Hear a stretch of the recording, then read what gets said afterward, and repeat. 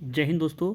आज हम फिर से जो है आपके बीच सिंध का चैप्टर फर्स्ट जो है उसका पार्ट 3 लेके आए हुए हैं और इसमें भी हम कुछ इंपॉर्टेंट क्वेश्चन से को करेंगे जो कि आपके आने वाले बोर्ड एग्जाम के लिहाज से अगर देखा जाए तो बेहद ही इंपॉर्टेंट होने वाला है।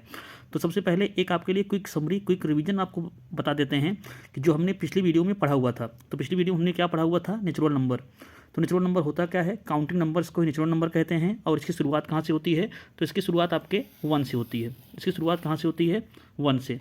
अगर वही होल नंबर की बात की जाए तो होल नंबर क्या होता है? तो होल नंबर नेचुरल नंबर्स को और साथ साथ अगर उसमें जीरो को हम इंक्लूड कर दें तो ये नंबर्स जो बनेंगे ये आपके क्या रहेंगे? Whole numbers. अगर वही बात करें प्राइम नंबर्स की तो एग्जैक्टली जिसके 2 फैक्टर्स होते हैं, यानी जैसे आपका 2, तो ये नंबर्स को आप प्राइम नंबर कहेंगे। और जिसके 2 से ज़्यादा फैक्टर्स होंगे, मोर देन 2 फैक्टर्स, वो आपका क्या रहेगा? Composite number. क्या रहेगा? Composite number.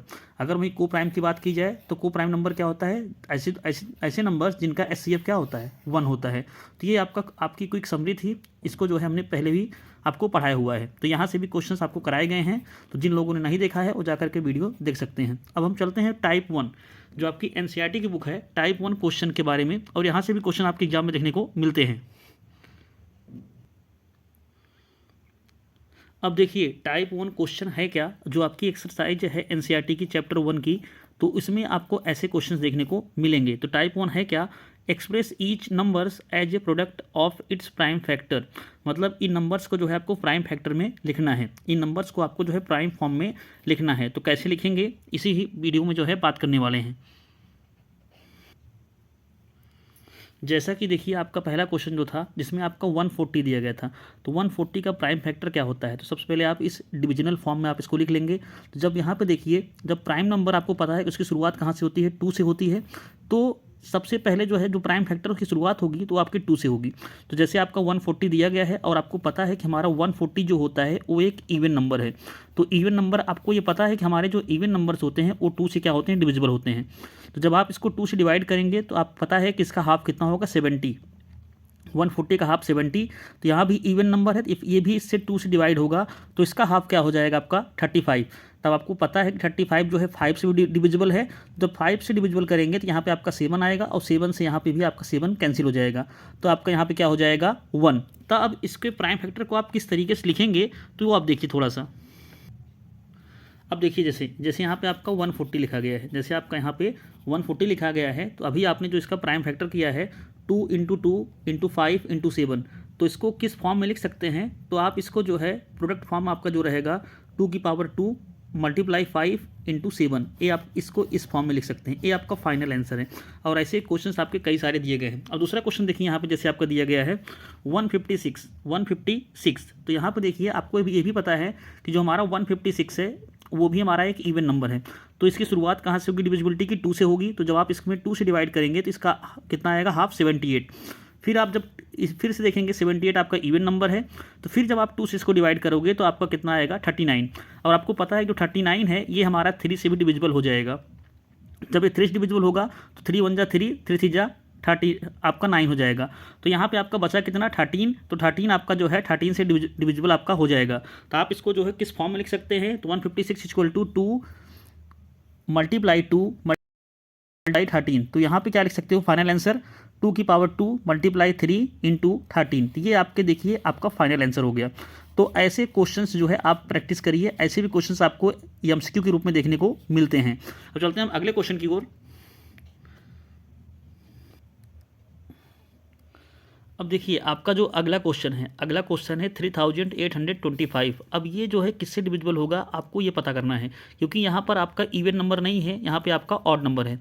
तो सबसे पहले अगर ये नंबर अगर 3 से डिविजिबल होगा तो आप इन नंबर्स को ऐड कर लीजिए।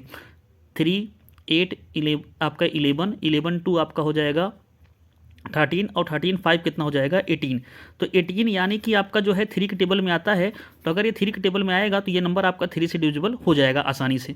अब देखिए जब इसको 3 से डिवाइड करेंगे तो यहाँ पर देखिए 3 1 जा 3, 3 2 जा 6, कैरी आपका 2 गया, 3 7 जा 21, 3 5 जा 15, यानी कि 1275। अब अगर आप फिर से इसको 3 से डिवाइड करेंगे आप तो फिर देखेंगे यहाँ पे आपका कितना आएगा? तो 3 4 जा 12, 3 2 जा 6, 3 5 जा 15।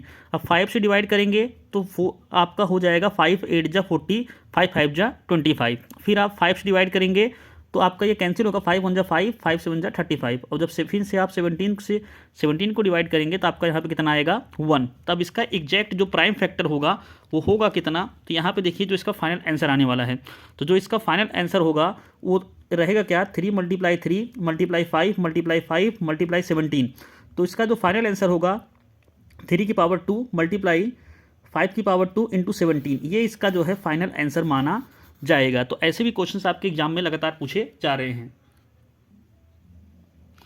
अब देखिए सबसे इम्पॉर्टेंट क्वेश्चन आपके एनसीईआरटी का सबसे इम्पॉर्टेंट क्वेश्चन, और इसमें लोग काफ़ी फंसते हैं कि आखिरकार ये नंबर किससे डिविजिबल होता है। तो इसको आपको याद करके रखना है। एक तो आपका ये है क्या, ऑड नंबर है। तो ऑड नंबर मतलब आपको 1 से लेकर के 19 तक आपके जितने ऑड नंबर्स होते हैं सभी की आपको डिविजिबिलिटी याद रखनी है, तभी आप इस क्वेश्चन को कर पाएंगे। तो ये नंबर आपका ऐसा है कि सबसे पहले ये 17 से डिविजिबल होगा। तब 17 से डिविजिबल होगा, 17 4 जा आपका 68 होता है। फिर यहाँ पे बचा कितना आपका 6, यहाँ पे आपका बन जाएगा 62, 17 आपका यहाँ पे हो जाएगा 3 जा 51, फिर 17 9 जा आपका हो जाएगा 119, तो यहाँ पे आपका 7 आ जाएगा। फिर इसको आप 19 से जब डिविजिबल करेंगे तो आपका 23, और जब आप 23 से इसको डिवाइड करेंगे तो आपका यहाँ पे 1 आ जाएगा। तो इसका फाइनल आंसर कितना हो जाएगा, 17 × 19 × 23। ये आपका जो है सबसे मोस्ट इंपॉर्टेंट, वेरी इंपॉर्टेंट आपका प्राइम फैक्टराइजेशन का क्वेश्चन है। तो ऐसे क्वेश्चंस आपको अमेजिंग क्वेश्चंस लगातार मिलते रहेंगे। और अगर आपको वीडियो पसंद आया हो तो वीडियो को ज़्यादा लोगों तक शेयर करें और लाइक सब्सक्राइब करना ना भूलें, क्योंकि ऐसे ही हम आपको जो है बोर्ड प्रिपरेशन जो आपका 2027 में एग्जाम होने वाला है, ऐसे हम आपको इंपॉर्टेंट क्वेश्चन लगातार जो है कराते रहेंगे। धन्यवाद।